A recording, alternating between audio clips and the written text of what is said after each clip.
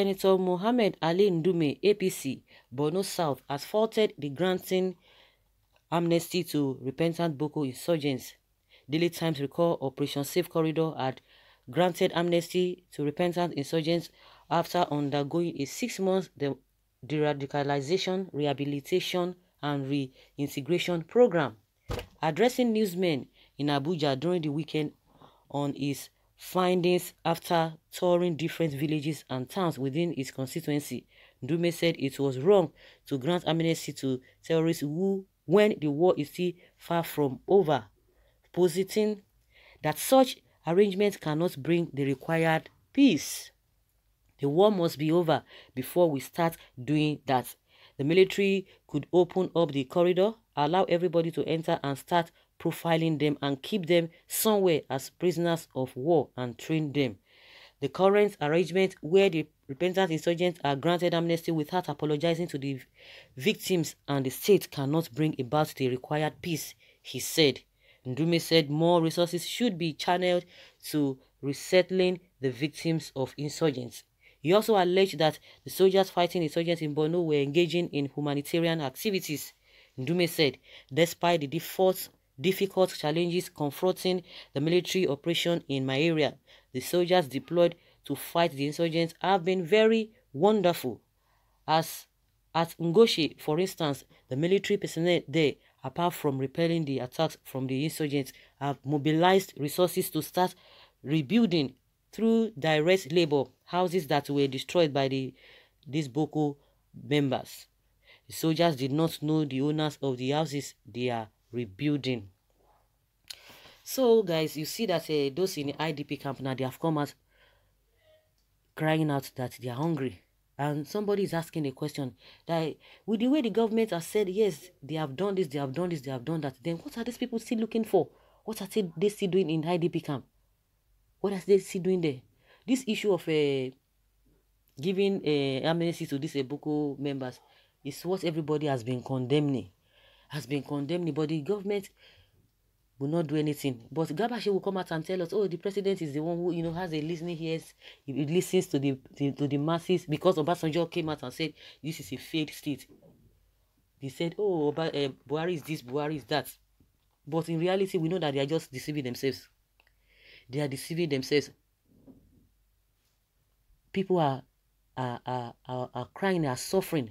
And you are... Recently, this man came out again.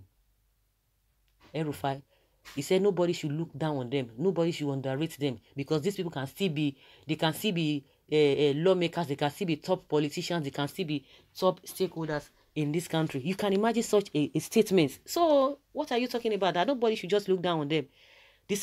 Because maybe that is what they are building them for. Before you know it, if he could say that this kind of person, even one day, maybe by the time Shika will be tired, they will make him the chief of army staff. It can happen. They are trying to prepare people's mind now. They are trying to prepare our mind in case it happens, so it will not come as a rude shock to everybody. They are beginning to lay the foundation, beginning to lay the ground. See, this is what can happen, this is what can happen, this is what can happen. Now the people who are in the IDP camp, what are they doing? What are you doing to them? No, you are just giving this a repentance, whatever, giving them certifying them, or certificates, that is what we call it, certifying them to go and stay among the people, and you are going to be watching them. Is this not injustice? And like what NDUME is saying, that it's not when we are still in the midst of this whole shenanigans. It's this kind of a thing could happen when after everything, you have done everything, everything is over, before you can say, okay, you want to do this. Like he suggested, you can still keep them somewhere for those who are coming genuinely, but not you there, you want to reintegrate them, just let them go out. Like that. People that you have not even profiled, you have not even watched them for like 2, 3 years, 4 years, before you can say, yes, maybe to an extent, that maybe they fully repented. Because even that repentance is something that is debatable, is relative, because some people will interpret it differently. So what are we talking about? Some people will react to it differently. So it is not something that everybody is happy about. But the government will do what it wants to do. Whatever you like, you do. If you like cry from now to eternity, it does not bother them. It does not worry them. So what are we talking about? What are we saying? Well, good talk, Mr. Senator, but just don't stop there, because the government does not listen to such talks over the media. please make a case in the National Assembly so that your colleagues can support you. Is it not some of the colleagues are coming out to say they should send them abroad to give them Western education? I don't know whether these people reason Western education is an abomination, and they are suggesting that they should take them outside the country to go and study, to spend taxpayers' money on them.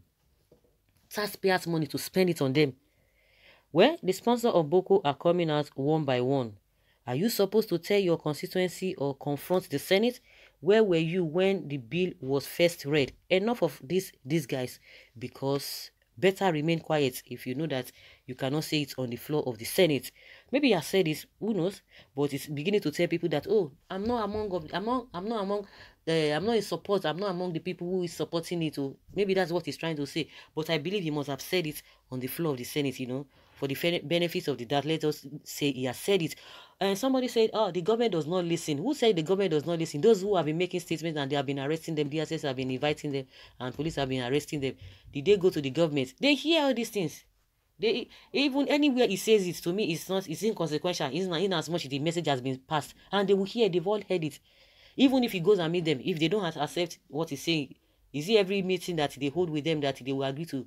No, they will not agree to it. But he has said it, whether he's saying it genuinely or not. But that is what everybody is against. Everybody's against it.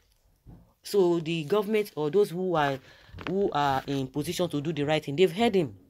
They've heard him. That is what is more important, in my opinion.